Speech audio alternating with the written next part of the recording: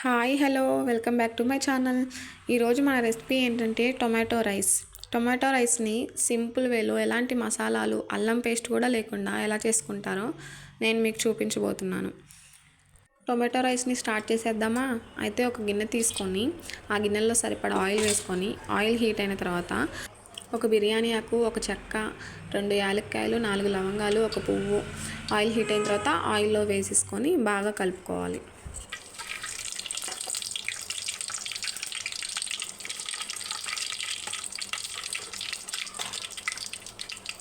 తర్వాత 1 table spoon జీలకర్ర వేసేసుకొని ఒకసారి కలుపుకోవాలి.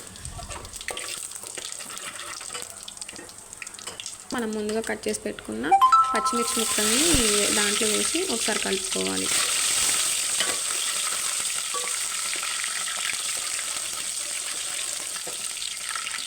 అలాగే మనం సన్నగా తరుక్కున్న ఉల్లిపాయ ముక్కల్ని కూడా దాంట్లో వేసి ఒకసారి కలుపుకోవాలి. టమాటో ముక్కలు కానీ ఉల్లిపాయ ముక్కలు కానీ మనకు వీలైనంత సన్నగా తరుక్కోవాలండి. అప్పుడే టేస్ట్ బాగా వస్తుంది. ఒకసారి మొత్తం కలిసేలా కలుపుకోవాలి.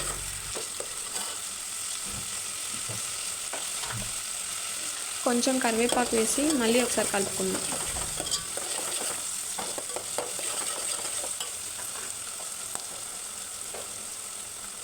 ఆనియన్స్ అయితే మంచిగా బ్రౌనిష్ కలర్ వచ్చేంత వరకు వేయించుకుంటే టేస్ట్ బాగుంటుందండి.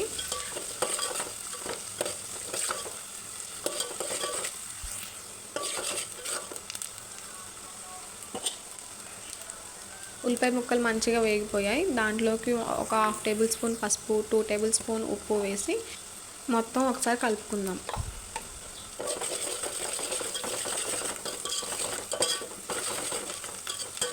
అలాగే మనం ముందుగా కట్ చేసి పెట్టుకున్న టమాటా ముక్కలు కూడా దీంట్లో వేసేద్దాం. టమాటా ముక్కలు కూడా సన్నగా తరుక్కుంటే బాగుంటుందండి టేస్ట్.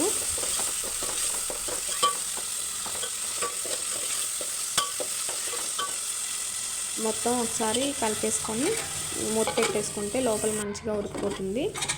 మొత్తం మగ్గిపోయిన తర్వాత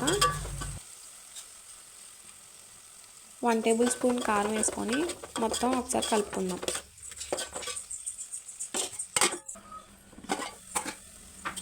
మనం ఏ గ్లాస్తో అయితే రైస్ తీసుకుంటామో అదే గ్లాస్తో వాటర్ పోసుకోవాలండి. నేను ఆ గ్లాస్తో 1 గ్లాస్ రైస్ తీసుకున్నాను, 1.5 గ్లాస్ వాటర్ తీసుకుంటున్నాను. ఆ ఎసరు మొత్తం తెరలేటప్పుడు మనం ముందుగా నేను ఒక 1/2 అవర్ ముందే నానబెట్టుకున్నానండి బియ్యం. ఆ బియ్యం దాంట్లో వేసేసుకొని మొత్తం ఒకసారి గంట పెట్టి తిప్పుకుంటే మనకి రైస్ అనేది మంచిగా ఉంటుందండి. లోపల కూడా మంచిగా ఉడుకుతుంది.